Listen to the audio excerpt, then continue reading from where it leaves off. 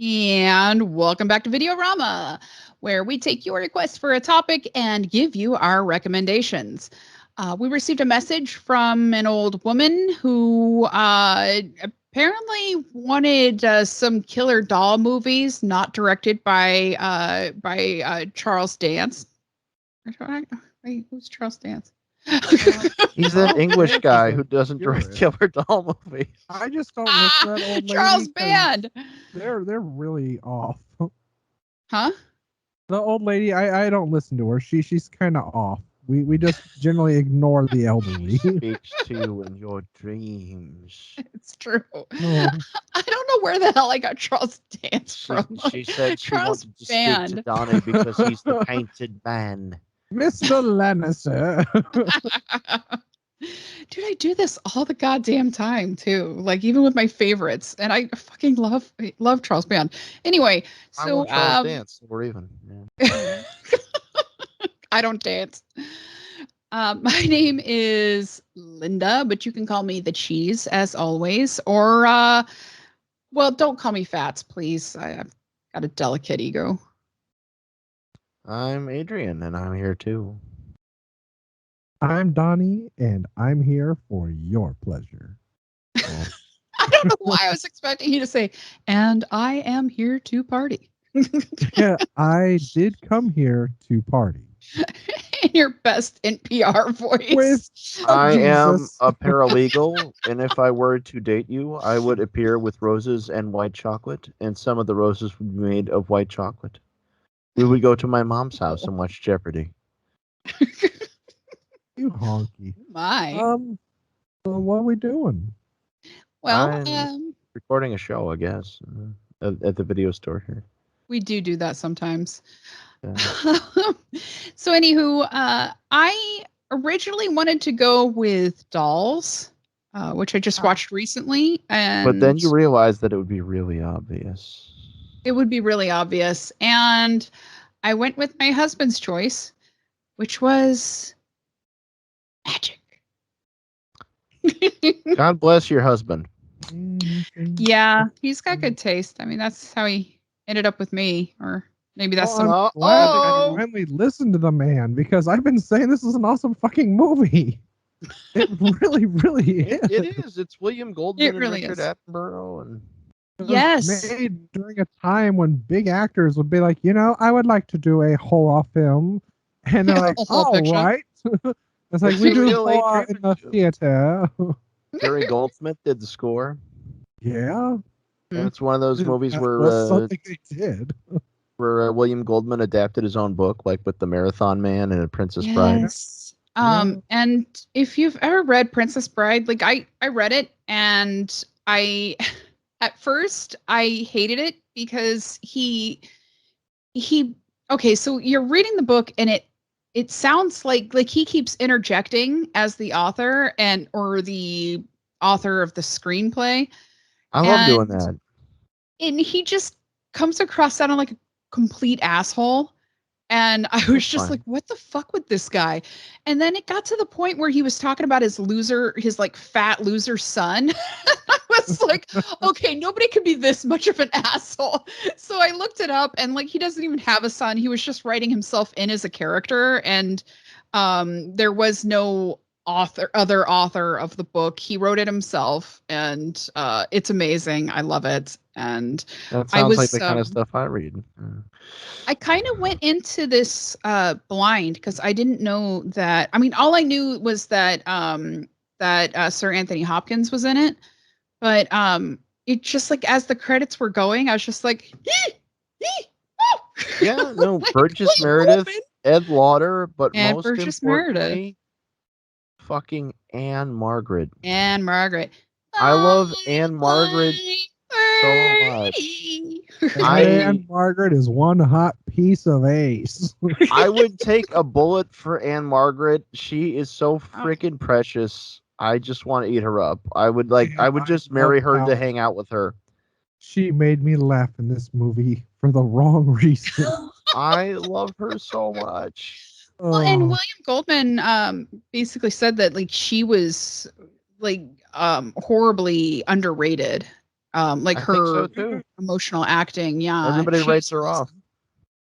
But later on, she would appear with Burgess Meredith in Grumpy Old Men and Grumpier Old Men. Oh. So I like that, and of course I fucking love Burgess Meredith. I mean, come on. He was But, Mr. See, He's Mr. gangrene. Beavis. Based on Swifty Lazar. Who's saying stuff a like, person. "You ain't in control." And I love his character so fucking much. Okay, because there's this one point where I had to pause because I was laughing so hard. And I don't think it was meant to be comedic. It was just so fucking brilliant. But he's just such an inconsiderate asshole. He goes to this cabin, not his own cabin. He takes out a glass tube with a cigar, takes out the cigar and just like chucks the glass tube against the wall, and of course it was established. This is what he does. It was 1978, and this is a character who drives a Rolls Royce. Yes, and nobody touches it but a Rolls man. But a Rolls man, yeah. And later we get to see. Don't worry, the plebs will clean it. Take two, they're big. Next time I go over to Donnie's place, that's what I'm gonna do. Linda, I'm going to ask you to do something. A long time ago, but I'm gonna fucking do me for throwing bottles around here, but it's okay for you to come into my home and do that? Yes. What the fuck? It's appropriate. It was kind of a shit cabin. It was, in his defense. Well, they were in Mendocino County. In Linda's defense, she does a wonderful impersonation of the gremlin on the wing of the airplane from Twilight Zone. Because when we were driving in my former friend Stefan's truck, she had to sit in the back on top of this little hump. And she's literally going through his shit like, oh, what do we got here? And he's just digging around. And then he bitched about it the next day because he said she ripped out all the wiring from his speaker. And he had to go and take it to his shop and have it put back in. I fucking did not. That's when your friendship ended. It's what they do. You see wires and you're like a cat with string. You're like, I gotta play with it. Oh, well, he was trying to hook up with me, so I mean, he was a douche. That's what he gets. Gee, Linda, you're like one of those guys. So like every time somebody speaks with him, you're like, she wants me. Well, he did though. And another thing I appreciate about this film is, whoa, you get Ann-Margret titty. You get to see Righty twice in one scene. Unfortunately, all you get to see of Anthony Hopkins is Harry Hopkins' back and chest. Yeah, you gotta wait till he's much, much, much, much older, like grandfather older, to get to see the twig and berries, and you don't want that image. Wait, what? Did that well, compared to the Hopkins that people know, this is young Hopkins. This is him only 41. Yeah. Yeah, 40-minute release. I think he was about 40 at the time of filming. But before we go any further, do you love me? Will you love me forever? Do you love me forever? Do you need me? Will you never leave me? Will you make me so happy for the rest of my life? No. So we're doing a movie called Magic with Sir Anthony Hopkins and Sir Ann-Margret and Sir Ed Lauder. But there was Anthony Hopkins is credited in this movie twice. And why is that, Linda? What kind of a movie are we talking about? Holy shit, I can't even believe I didn't even introduce it. You're right. Okay, so yeah, Sir Anthony Hopkins plays a character who is a magician. Corky.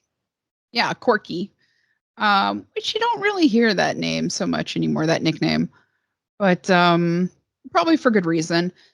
Anyway, he plays this magician that's kind of failing miserably, and his mentor tells him that he needs some sort of like shtick to make him to add charm, I guess, to him and charisma. And flash forward, and now he's this big act in the bars because he has a dummy named Fats. A vent you figure. call a dummy? Yeah, wound up, bitch. And so he does magic tricks and a sort of comedy act with Fats. It's the Jeff Dunham story. Right. But then he his agent, played by Burgess Meredith, tells him that he's gonna try to get him on Carson. And when Carson asks him back, he'll know that he's made it, and he'll know he really made it when he takes him for a free lunch at the Four Seasons. Yeah. But he takes him to his lunch, and there he tells him that he will need a medical exam to be on Johnny Carson. They want to get him a series. Yeah. Yeah. Like, why didn't you take the medical exam? Yeah. But oh, nothing. They'll find my unabsorbed twin in my skull. They'll find that I've got something wrong, and I don't. It's not a problem anymore. But yeah, he doesn't want to do the medical exam. In fact, he keeps insisting that he will not do it. And so Burgess Meredith's character says, I know what's going on. You're just afraid of the success. And then flash forward a little bit again, and he has a taxi driver taking him out to the Catskills, where apparently he grew up.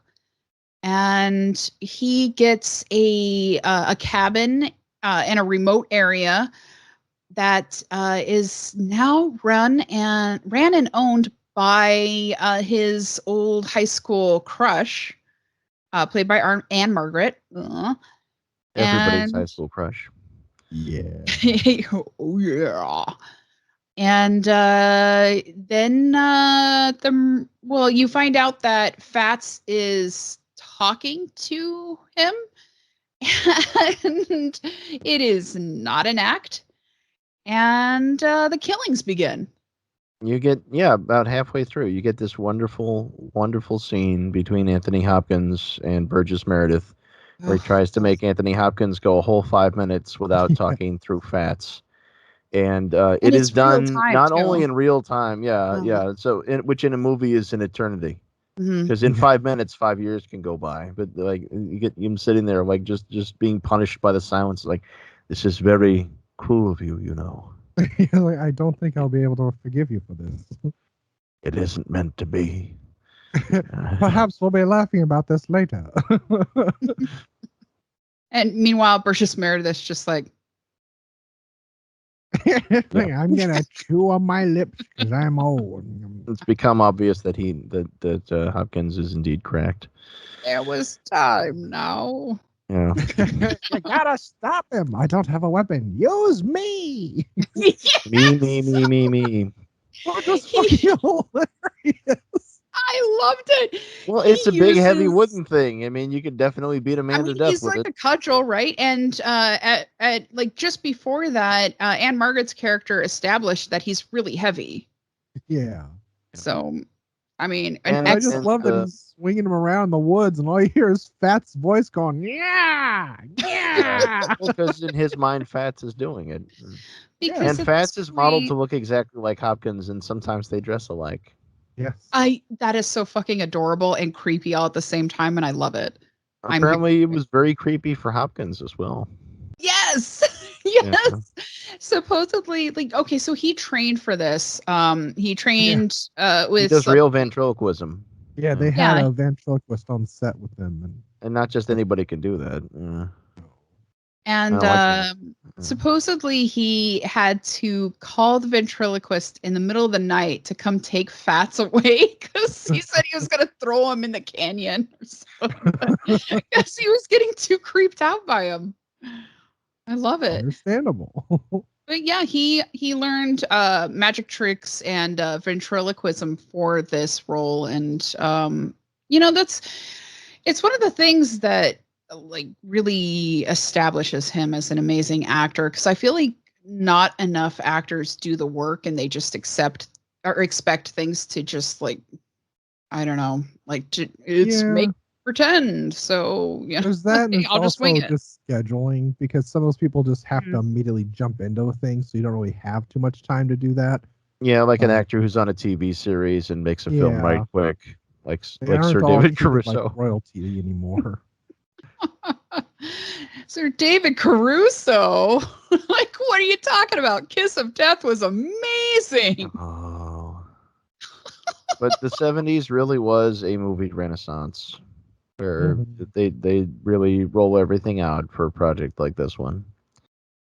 Ooh, and before I forget, I should mention that this was directed by Lord Richard Attenborough. Yeah.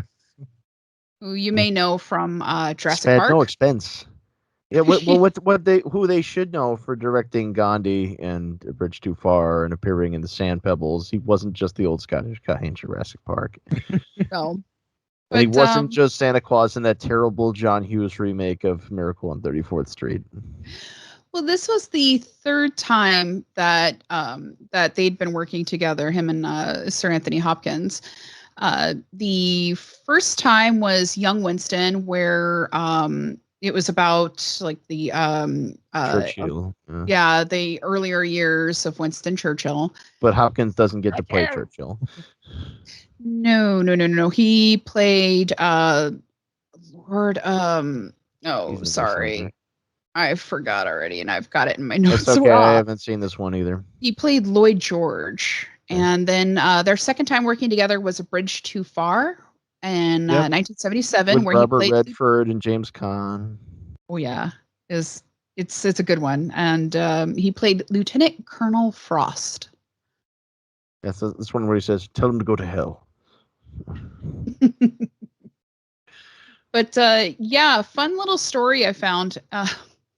Apparently, okay, so they'd gone through a couple directors for like potential directors for this film, including Spielberg.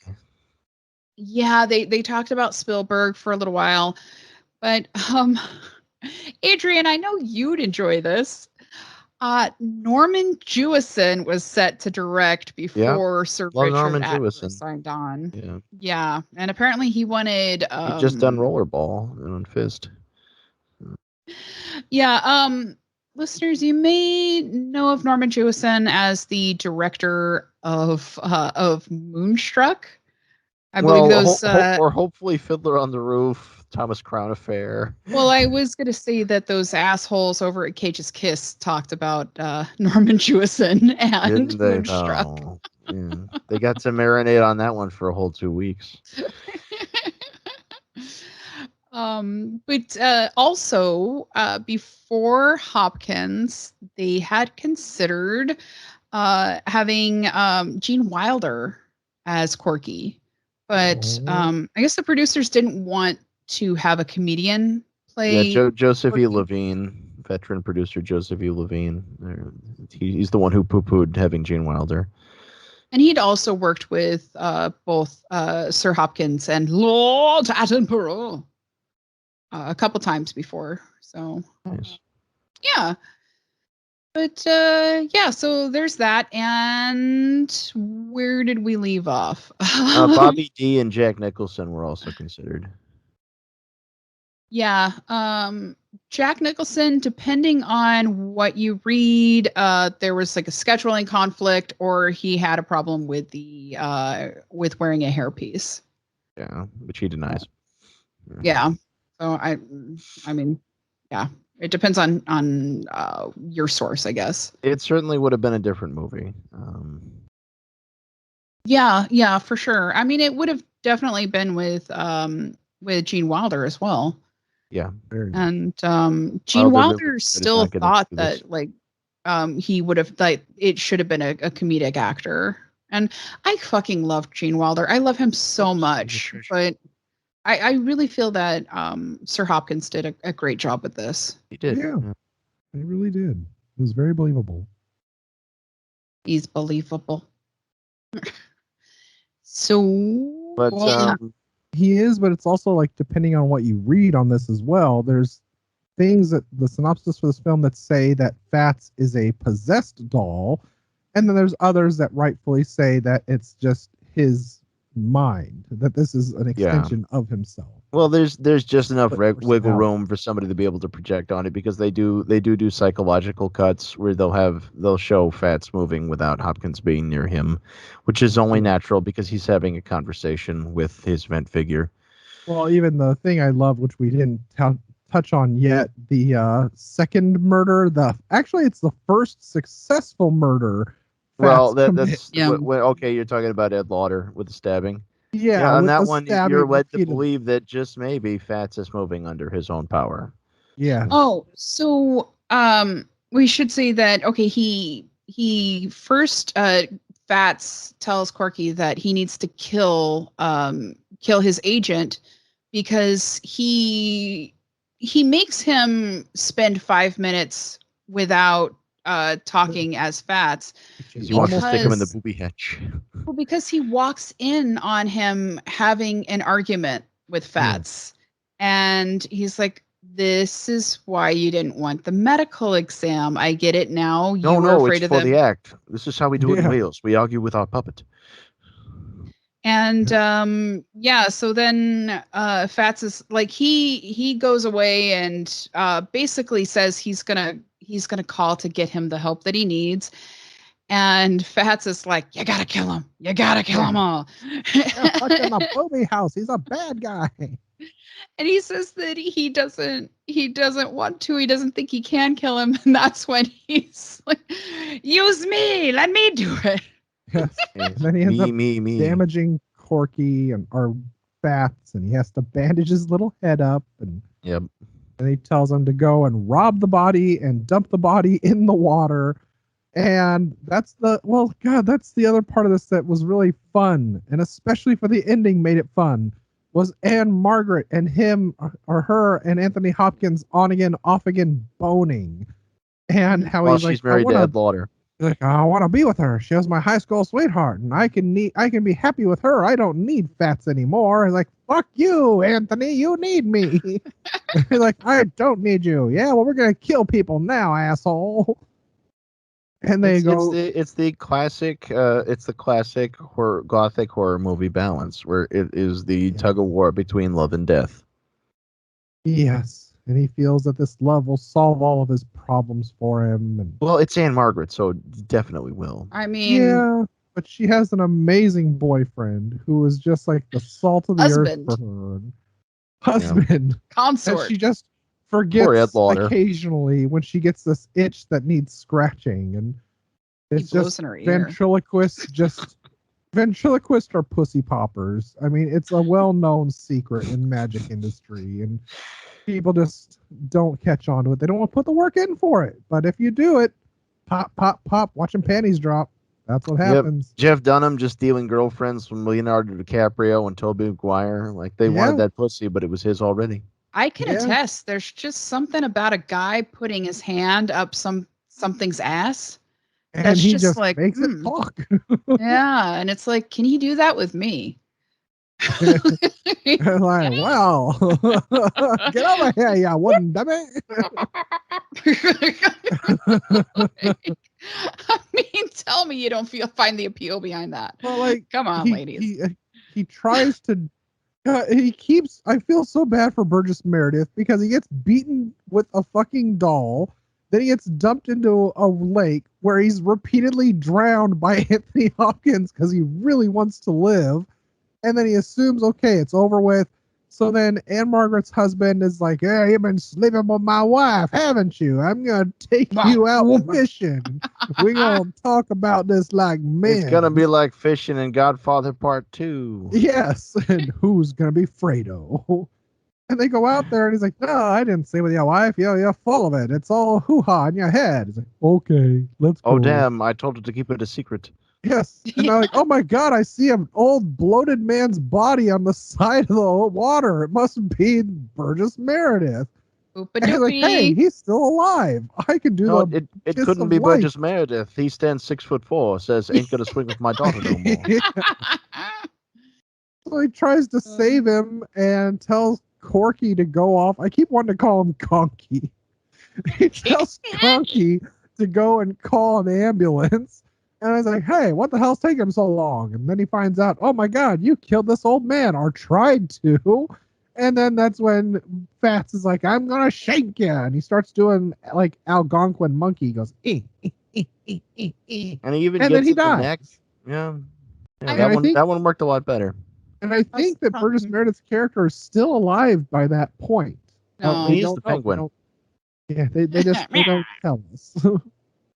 I was telling Carlo, I was like, I don't know if you should be watching this with me. And he was like, what? And I was like, you're going to start thinking like, wow, she really does hang out a lot with Al. Well, he's in your wedding portrait. I don't know about Al. I want to know about Amy. Bitch is dead to me. Amy? Amy, what happened? What did you do? Amy, this is serious. Damn it! Where is it, Amy? Where is my money? Oh, well, if you insist. Well, if you want to go segueing into it, yes. The universe guides me. I'm powerless. I'm like a leaf on the wind. So Magic was released on November 8th of 1978. It cost the $7 million. You got to secure that talent with your $7 million. And really solid box office success, actually. $23.8 million. So for once, the public got off their sticky asses and saw something that was worth the shit. Because it is from this point in the 70s, certain websites that are owned by certain other websites won't give me solid weekend totals, but I can tell you what this was up against. So other movies in release at the time, there was an Anthony Quinn movie with Michael Saracen and Christopher Lee called Caravans. Ralph Bakshi's Lord of the Rings came out around this time. And also in release, there was Midnight Express, the Turkish tourism board's favorite movie. The Big Fix with Richard Dreyfuss and John Lithgow. The Wiz, he's on down that road. There was a Jack Nicholson movie out that was Going South, one of the ones he directed. The original Halloween was out. And Comes a Horseman with James Caan and Jane Fonda. So, yeah, these were your options, and a lot of people went to go see Magic because for once they had some good taste. James Caan, do do do do do do do. So Magic and A Bridge Too Far both popped out right around then. So Attenborough, Goldman, and Joseph E. Levine, they originally had a 3-picture deal going on. They wound up doing the 2. And these are the movies that Richard Attenborough directed so that he could do Ghandi, because Ghandi was like his passion project. Ghandi. And it worked out fine because, it was very well received when it came out in 1982. But the third movie that they were going to do together was a script that was originally called A Very Good Year. But when it was eventually made in 1992, it was called Year of the Comet. With Penelope Ann Miller and that other guy from Diner and Louis Jourdan. And this was written back in 78, so it's before a lot of the movies that it's similar to. But when it comes out, you're like, oh, look, it's a Romancing the Stone knockoff set in Ireland. Except instead of going for a stone, they're going for a big wine bottle. You could see why nobody paid to see that movie. I guess, but they kind of did see it. Some people kind of saw it, but not enough for it to have made any money. Well, speaking of ripoffs, this made me think a lot about the King of Comedy. You think? Bernie Mac? Oh, totally. Because it's about a loser who wants to break into entertainment? Yeah, and he's a little off. Yeah.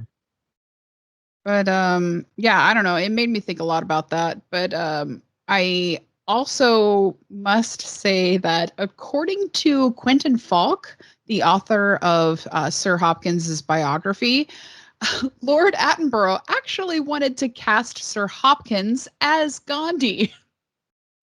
And he apparently once said in People viewed public, these things differently in the early 80s. yeah. Well, this was late 70s or Yeah. mid 70s. But he apparently once said mid 70s in public, quote, with careful makeup and by losing a little weight, he would be superb as Gandhi. End quote. But Sir Hopkins said that he told his father about it, and his father replied with, "So it's gonna be a comedy, is it then?" Oh man, that would have been a way different movie. But so we got Ben Kingsley. We got Ben Kingsley. Yeah. And Lord Richard Attenborough called Sir Hopkins the greatest actor of his generation. Good on him. Yeah. Donnie, are you like muted? I can't hear you. No, I'm not muted. I can hear you, John Fandango. He's being very understated, like Gangrene the Agent. Always. But yeah. Back to the movie. Ann-Margret had the most wonderful closing moment of the entire movie. Because after old man Bridges is gone and dead, and then her husband is gone and dead, Corky is like, hey, why don't we go to Paris? I'll show you. Though I've never been there before, I'll show you Paris. And like, I want to go with you, but I got to tell my husband first before we go. I was like, no, that's stupid. Don't be stupid, you slut. Let's just go. So here, you want to do some magic? Direct quote. Here we go. Conky, tell her that trick we did earlier with her when she banged us. And she's like, oh, I hate you. I don't know if I want to be with you anymore. And like, oh, you ditzy bitch. Come on, we got to do this. Oh, I've got a migraine. That was the moment where Fats pops up from over his shoulder wearing the same sweater that Hopkins is wearing. Obviously. It is fucking terrifying. Yes. But it's funny as shit because she's like, I want to be with you. Let's go ahead and be together. And she's like, I don't want to be with you now because you made me angry and made me feel like a sloot. And then she's like, well, I'll tell you if I want to be with you, but I got to think about it. So he goes to argue with Fats back in their little cabin. And Fats is like, I like him, guy. And you like me, so let's go kill this bitch. She's like, you don't need her. Just go take my knife and go up that hill and do the murder thing. Because he can put Hopkins into agony there. He has a struggle. Oh yeah, he proves that he can give him like a god awful migraine. Yeah, and so he makes 100 times worse, 100 days long. He says, yes. And he makes him do things that's a little reminiscent of the Lighthouse. Just a bit. Where like he's got him crawling on the floor and then like touch the ceiling and spin around. Spin yourself around. Now pick up that knife. What? Yep, that was a fitness guru the whole time. Oh, then he ends up having a struggle with Mr. Fats, and he ends up exiting the show with a flourish.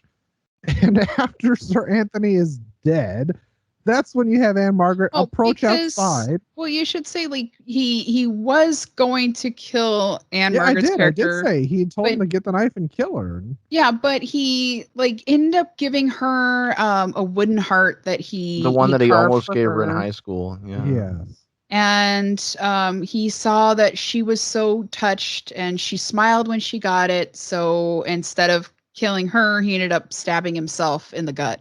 Because it's the only way to save her. And it was funny as fuck. Because that's when she comes out. She's like, okay, I've decided I want to be with you. Let's go. I changed my mind. You might not get this opportunity again. And then your Fats going, that's women for you. That's what it is. Well, Fats wasn't going away, so Hopkins had to go away. Yes. And much like Kermit when Jim Henson passed away, Fats had nothing to say. And we get this wonderful tracking shot from out of the cabin through the window with him lying dead next to his dummy, and that's when Ann-Margret walks up. And she does an impersonation of Fats when she does sort of ventriloquist voice briefly, and then she throws the heart up in the air, freeze frames, and we get our credits. Freeze frame. And that's magic. And that's what I call a sticky situation. It's a kind of mad. And there's this wonderful score by Goldsmith throughout with these swelling romantic themes and this creepy sort of funhouse carnival renditions whenever it cuts back to the dummy, because the dummy is impatiently waiting for Corky to get done fucking his girlfriend and get back to him. Yeah. Just creeping out, just lamping, keeping it real. Well, he's a vent figure. He can't not be creepy. Like, some people are scared of clowns. Some people aren't scared of clowns. I don't know who isn't scared of ventriloquist dummies. Yeah, I mean, they are like inherently evil, I think. And this one has teeth. Like realistic dentures in it. Which also the doll Chucky had realistic dentures as well, which was really creepy. It just makes it scarier for some reason. Yeah, but it made me think as a kid that they had like children that they were stealing the teeth of and putting them into dolls. I'd like to think so. They were doing that. Yeah, no, the children were being abducted through this pizza chain and being launched to Mars. No, see, this legitimizes what they did in the prison in Phantom of the Paradise when they pulled all of his teeth out and gave him metal teeth instead. True story. Is better. Phantom of the Paradise is based on real time. Is. And it's no Kiss Meets the Phantom of the Park. God damn it! It's not. It's better. But one thing I kind of enjoyed throughout the movie is that I call it sweaty magic, because he's just drenched in sweat for almost the whole movie. If it's not one thing, it's the other. The stabbing. Yeah. He is an awkward, terrible, maladjusted, pitiful nerd, and this is why we love him. It is. And take a card from my deck. Don't you sons of bitches, bastards. That's 1,000 hours of my life right there. You'll learn the game. The awkward, maladjusted nerds out there, if you want to get laid, just take up ventriloquism and magic, like Donnie was saying earlier. Pop, pop, pop. Watch that pussy pop. Yeah. Now, we've had a lot of nice things to say about this film and Gary Goldsmith's score. Some people who had some not nice things to say. There were people that would make you cry sad, girly tears because they did not like the score. This was not for children. They didn't even like the score. Yeah, they absolutely shit. I guess they can't all be by that piece of shit Hans Zimmer. Yeah. Shots fired.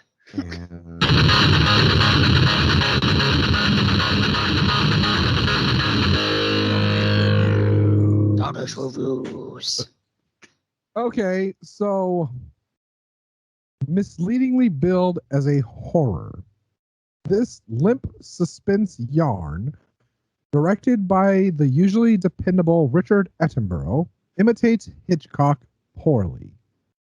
Plot involves a magician ventriloquist played by a young Anthony Hopkins, who, on the verge of fame, can't live without his advice-giving dummy.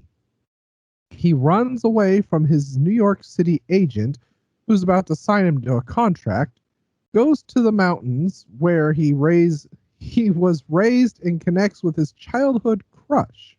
Was he really advice giving? No, but this is what this man saw. Okay. So he goes to the woods where he was raised and connects with his childhood crush, Ann-Margret, who's married to Tough Ed Lauder.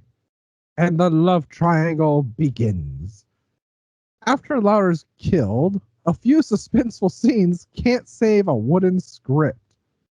What isn't predictable is completely pointless, and a horribly lame twist ending seals this coffin tight. Ed Lauder dies in like the last 20 minutes. Yeah, I kind of didn't love watch that, the movie, but just, I kind of got back from the bathroom at the end. Yeah, it just sounds like he went and kind of jerked off or fell asleep for a while, and then he's like, so yeah, after he kills Ed Lauder, some shit happens. The guy zones out. It's there like, was a lot of stuff that happens. and then the dummy tells him to invest in T-bills and get his 401k going.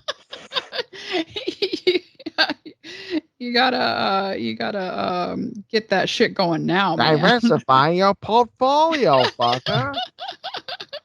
So, I'm saving one of these for last because, oh Lord. Worst movie I've ever seen doesn't even come close to making any relevance whatsoever. I can't believe I watched the whole thing.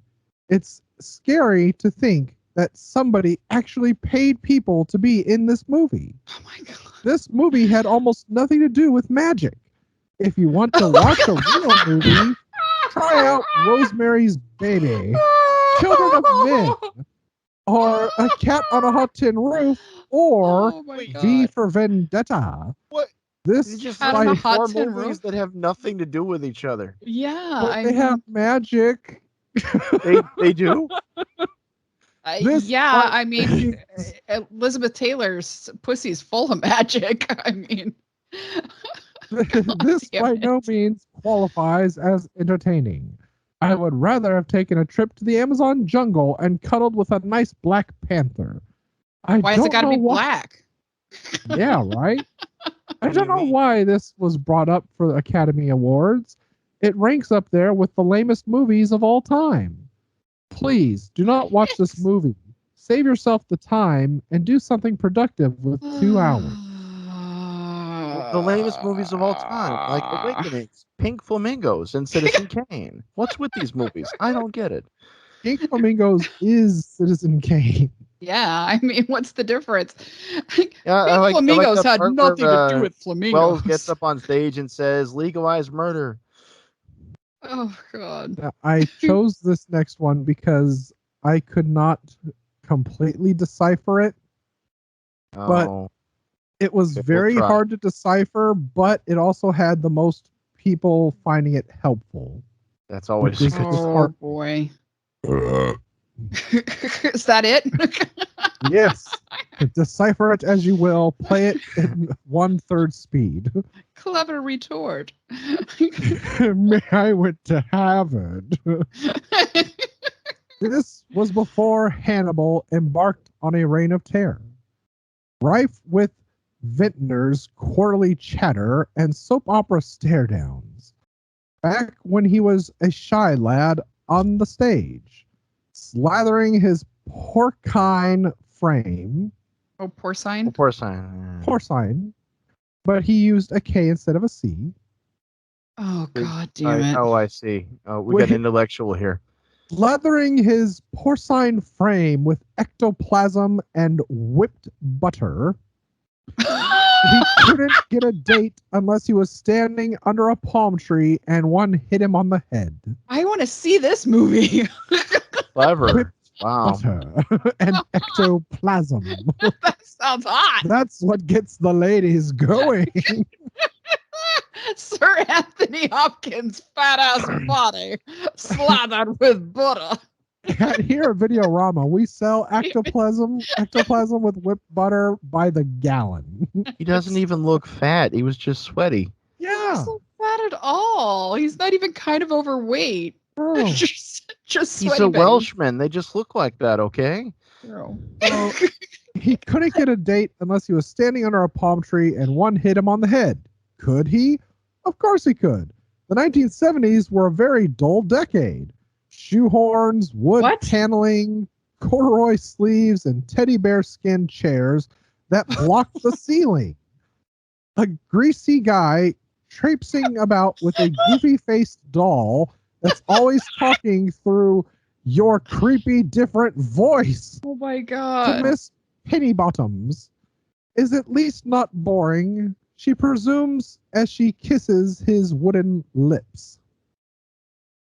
What is Jason Voorhees if not violent? Sex-crazed manifestation of Christian guilt? The romantic ritualistic spilling of blood? Think the Passion of the Christ. Does he need a the in the disguise of a dishwasher clown? There is not a lot of blood here, but we do find out why Rocky's coach, Mickey Goldman, suffered that fatal heart attack in Rocky 3. The end. Oh my God! Did we just have a collective stroke? Wait, that all dishwasher clown. Oh my God! And now apparently Burgess Meredith was only ever in one film series. And what is Jason? I love that. I fucking love that. Like, what is Jason Voorhees if not a violent, sex-crazed manifestation of Christian guilt? Let's compare our classy A suspense horror movie with a slasher movie made 2 years later, which is completely unrelated. Let's just do that, shall we? But I mean, it's no Cat on a Hot Tin Roof. That's for sure. Now, the Cabinet of Dr. Caligari is fascinating and all, but does not Scarlett O'Hara lust after Ashley? It's like, yeah, let's just compare shit. Just random shit. Or V for Vendetta. Yeah, let's just bring that up. It that was about magic, right? Because he was the ghost of Guy Fawkes, right? That was the real twist. That's why his skin was all gnarly. He was the ghost of Guy Fawkes. That's why he had the power to make a revolution happen for no reason. But you know what? We get some insight here. Does the Passion of the Christ need a the? Couldn't it be a? The Passion of Christ. One of the many and Passion of Christ. The Passion Project of Christ. Yeah. The Passion of Christ, guys of a dishwasher clown. You're welcome. And these got likes. Christ. How about riddle me this?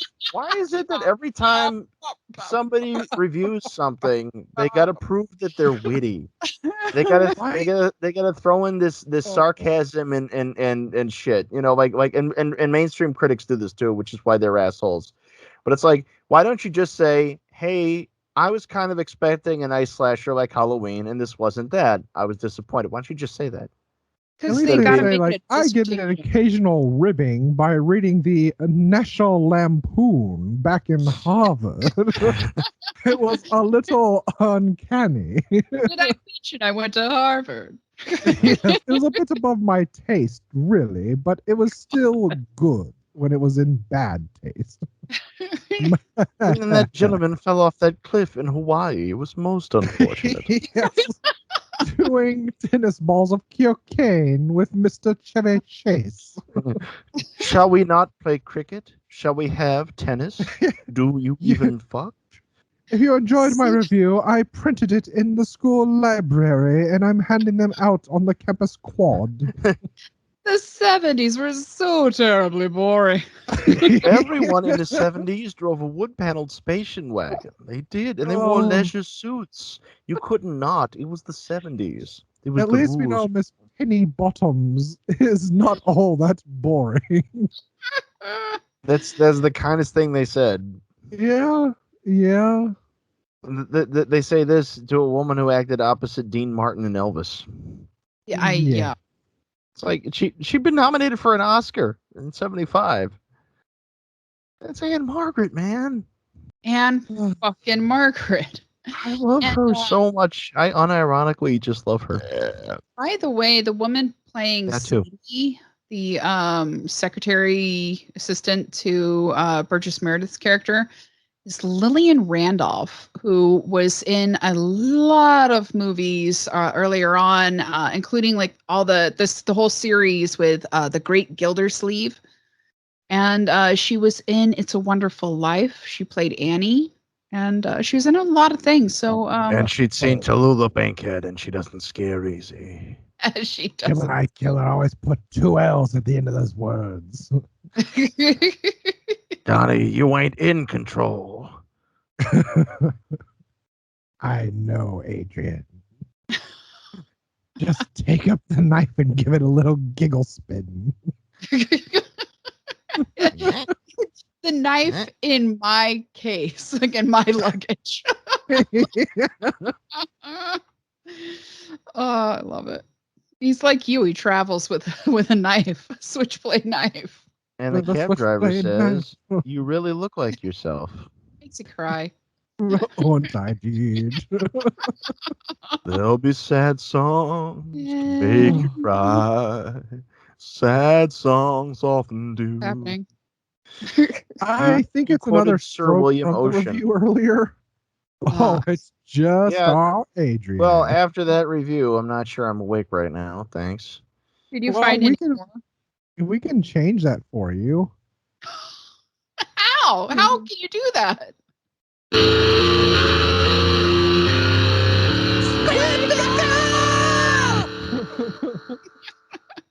More than meets the eye. Cock formers coming in your eye. God, man, if Fats actually was a transformer, that'd be awesome. No, you see, at the end, his soul got transferred to Ann-Margret. He's a demon. Yeah. So Merlin and his wife, they actually channeled the demon from Atlantis, from Lemuria. Yeah, and then it got put into Anthony Hopkins later. Oh my. Yeah, this is the real plot. Yeah. I know these things. Put Anthony Hopkins. Actually, if you want to come inside me, demon, I'd still hit it. And Fat says your mother sucks cocks in hell, Karis. Yes, it does.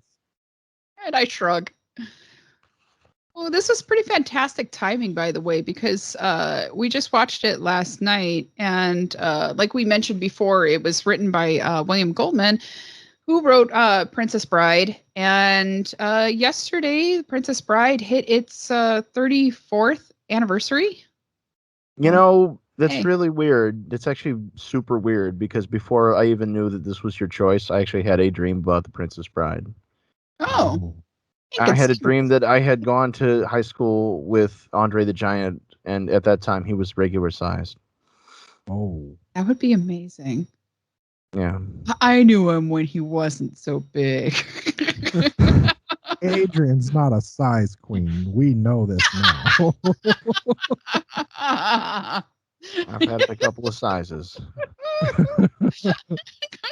No further remark needed. Oh. Who wants to share their story? Who wants to mess with perfection? Well, you do. I will. I do? Okay, yeah. With Don. After the loss of Corky, Fats moves on to the big city, where he got a job in a production called Manhattan Melodies. He served as a backup dancer and member of Kermit's family. After several altercations and a few dangerous encounters, including phallic wooden objects and alcohol, Fats was soon back on his own, happening across a young man, a college magician, looking for a friend and possibly a partner. Fats soon finds himself liking the company of this college kid, and even lands himself a job working beside his new buddy at Domino's Pizza, where he soon rises to become the star he always wanted to be. With his new life partner, James, at his side, the two begin a musical team-up and delivery service that takes the pizza chain by storm. Emotions run high, and their love soars like a big pizza pie. Fats and Jake Lloyd star in Fats Domino, a love story. Why did you say that as sort of like Cliff from Cheers's like weird brother? Cliff lives in all of us. All of us. All of us. Okay. I think I've got it now. Let's do this. Okay. So,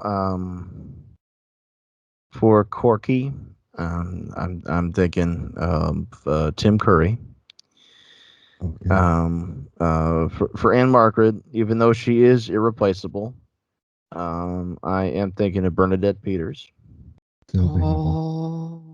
For let's see here. For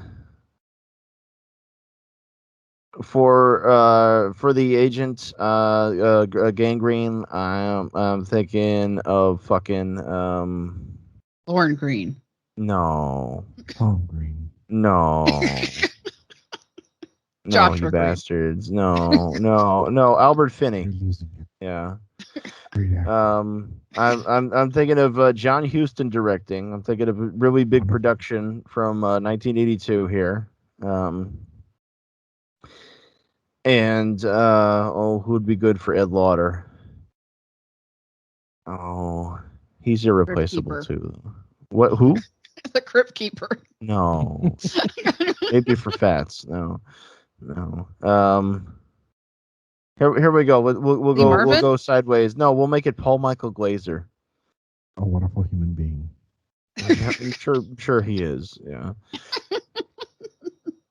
And in this one, in this version, Fats is a redhead and wears striped stockings. Beautiful. Okay. So mine is a sequel, and it picks up right where the original left off. But Ann-Margret's character, who's now played by Grace Jones, because what the fuck's continuity? And also, I should establish that this is a movie where the sequel is going to be like in the 90s, and it is going to have almost nothing to do with the first one. It's going to take everything that was amazing from the first one and just shit on it. I mean, it came from outer space 35 years later, so I mean, 8mm too. I mean, come on. Anything with Jonathan Sheck, yeah. We're doing this. One could argue The Howling too.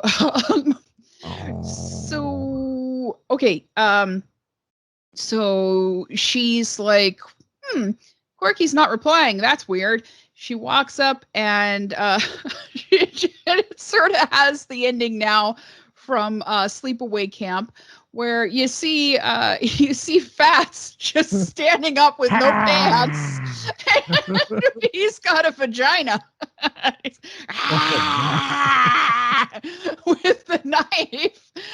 And we find out that slowly he's transitioning to the Ann-Margret character. And he's like, I did it, baby. It worked out just as we planned.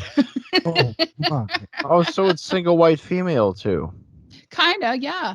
And but like they planned it ahead of time because they're the real couple. Like there was the real love. And then speaking of Tallulah Bankhead, of course he's like, Fats is like, let me in. and she does, and she ends up getting a show and basically taking over Corky's career, his whole career. Because like first she gets on the talk shows because they want to interview the one who made it, who survived, and she's like, what's funny is that I have my own friend, and she brings out Skinny. No longer Fats. And then like the audience just cannot fucking get enough of Ann-Margret's character or Skinny, and she becomes a huge fucking success until she begins killing. Or is it her? Could Skinny be played by Ed Harris? It almost can't not be. Yeah. Does she turn into Ed Harris? It's definitely not going to be Ed Harris. Yeah. Ed Harris in a dress? Corky, what happened to me? I don't know. You tell me. Wow. And what about the hours after that? And then, soon enough, somebody else is, like her next love interest is going to come up and she's going to try to kill him. But then, Skinny will have to make the transition again. And you learn some kind of lesson and then it ends. Yeah. Except that it doesn't really end because it's going to be a series that's going to end up with Fats going to the hood, going into space. But you got to cut it off between movies. So like somebody's just like talking and then just all of a sudden the credits roll like they weren't even finished with the word they were on. You know? Yeah. You got to tune in next time. We'll continue in the next one. Yeah. Yeah. Just break it right up. It'll be Altered States, the series. Yeah. Why not? Just make it like Berlin Alexanderplatz and then just break it up into 90-minute chunks. Oh. Or instead of Ed Harris, we can have Oliver Platt. Yeah. Make it like Saw, because what is continuity? Yes. I know I died a long time ago, but I made 11 billion tapes and I just targeted all of you. I don't know even how I did that, but yeah, I want you to play a game. Is VHS still a thing? You're going to get VHS distortion on your cell phone and your tablet because we got to try to make consistent for the series, even though it's been going since Bush was president.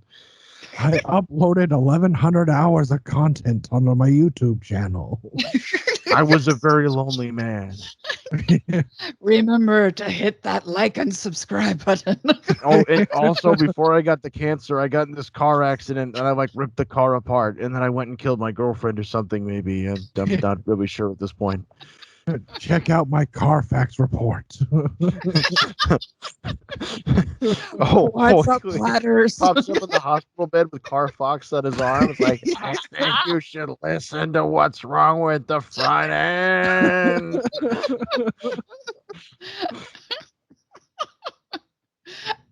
Another classic made by Videorama. I just like Oliver Platt having a YouTube and calling his followers Platters. Oh, yeah. What's up, Platheads? Chances are I'll waste your skinny ass.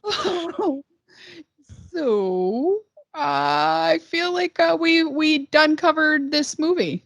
Yeah, we got our fist all up in that doll, I think. But did we learn a valuable lesson? I think that Bobcat Goldthwait on Tales of the Crypt did better. Well, this made me also think of a Twilight Zone episode too. But yeah, I mean, a lot of things have covered this subject. I just don't think it's ever been done as well. There's Devil Doll. I mean, and that's pretty good. Despite I still wish it could have made you people watch Black Devil Doll. By Chester and Turner. Oh no, this was a movie you can't find anymore. Made by the same people who made Brawlin' Broads. Yeah, Black Devil Doll from Hell from the director of Tales from the Quad Dead Zone. From the director of Brawlin' Broads and the fan of RottenCotton.com. I will not get laid, as you put it, until I am married. It might be available on Full Moon Feature. The one Adrian's talking about, maybe, yes. But the one I'm talking about, you have to go to E of Bay. Somebody made it more than one? Oh my goodness. No, there are 2 different Black Devil dolls. Believe me on this. Oh, so this one's not from Hell. No, this one is cast entirely with strippers because they would take their clothes off for this film. And it's about God bless them. A black power activist who killed white women only and some white men. He's being electrocuted, and on the night that he's being electrocuted, a stripper lady is bored and decides to contact her uncle on a Ouija board to ask him why he made her put something in her mouth. And that's when the man Mubia contacts her on the Ouija board to say she has nice big tits. And he possesses a white ventriloquist doll, which then becomes dressed as a militant black man with an afro and a beret. So you're saying this is the only movie with a doll in blackface? Yes. And he's all about comparing eating ass to eating fried chicken. And the reason his teeth are so white is because he says the N-word a few thousand times a day. It is okay. So this is almost as good as Killjoy. Movie. And the tagline is, "He's a motherfucking puppet." Yes. Apparently. And they actually campaigned several times to get a TV series made with him called There Goes the Neighborhood. I would encourage our listeners to listen to Ice-T and Body Count with their track "There Goes the Neighborhood." You will not regret it. I like Body Count. Actually, Body Count came out with some new music recently too. Holy shit! He's still kicking it. They're so great. It's pretty goddamn awesome, actually.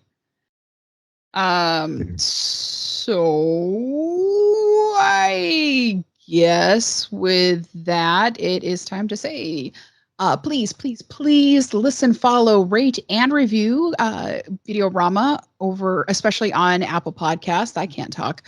It helps us immensely, and it will earn you an on-air shout out.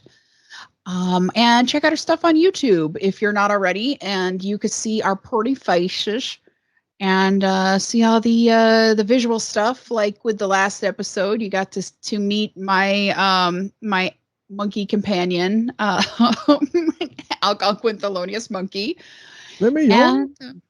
Huh? Simeon? Pre-meet. Also, check out our Patreon at patreon.com/VideoRamaPod. We have a lot of amazing stuff over there, if I may say so myself.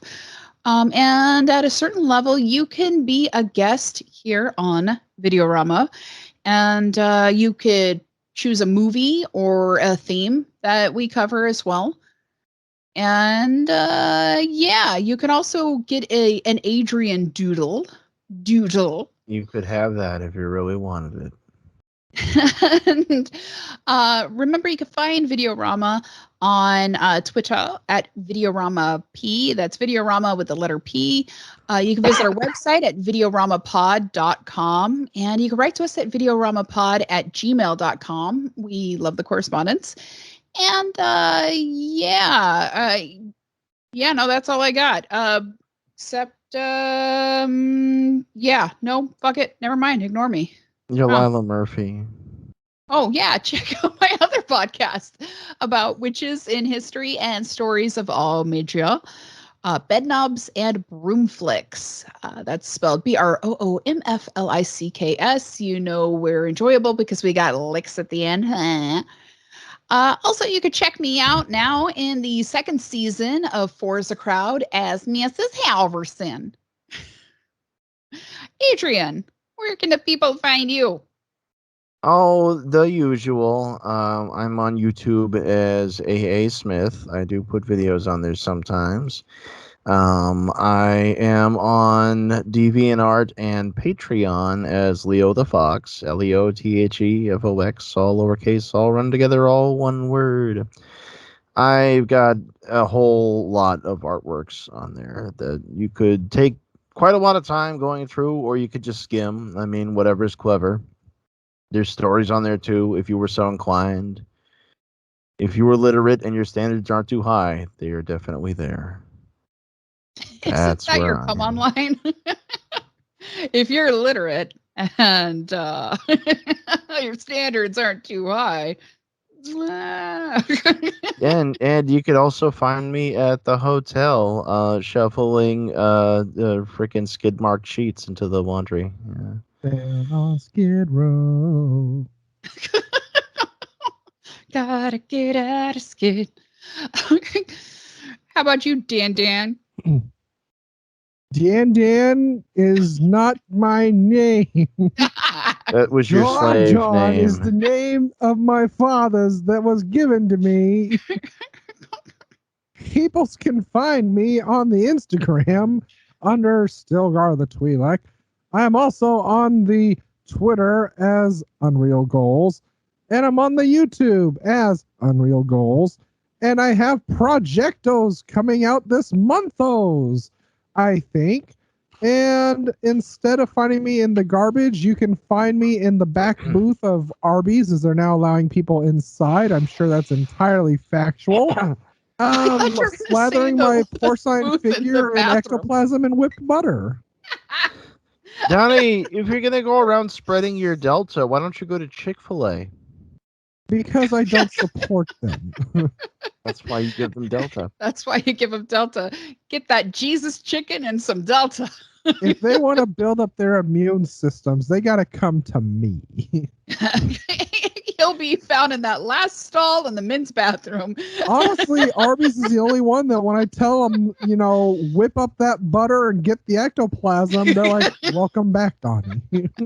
Well, welcome back, Mr. Roberts. If you just wanted of Arby's to eat a big thing of curly fries and mozzarella sticks, where the fuck else are you going to go? You're going to get some of that Arby's sauce, but be careful not to get the horsey sauce slathered on you. It's not horsey, it's whipped butter. You're going to find my you put your asparagus tips in that, right? Like the fucking Shining. And you could just hang out in front of the sink in the bathroom and slathering it all like, how's it going, brah? What, you gotta take a pee, brah? That's cool. Nice dick, brah. I'm gonna take a shit. You want in on this? Yeah, I just ate 3 beef and cheddar wursts. I'm gonna fucking shit my brains out, brah. My body's ready. You gotta hold it until you make it to the McDonald's handicap stall. That's where that stuff belongs. And I don't gotta go right now. And you can't stop at the Burger King bathroom because that one's for getting busy. Like, So next week, Adrian will be sharing his recommendation for Killer Doll movie, not directed by Charles Band or Charles Dance, because fuck that guy. Or Stuart Gordon, frankly. I'm glad we avoided. We just did Stuart Gordon. We can't be doing him twice in a row. Oh, Gerardo.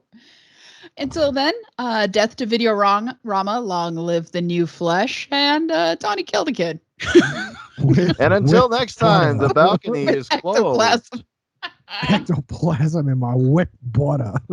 I'm Rod Reaper from the Chicago Sun-Times. This is a family-friendly movie. Done. We're done with family values. No, we're You're done in with this town. words.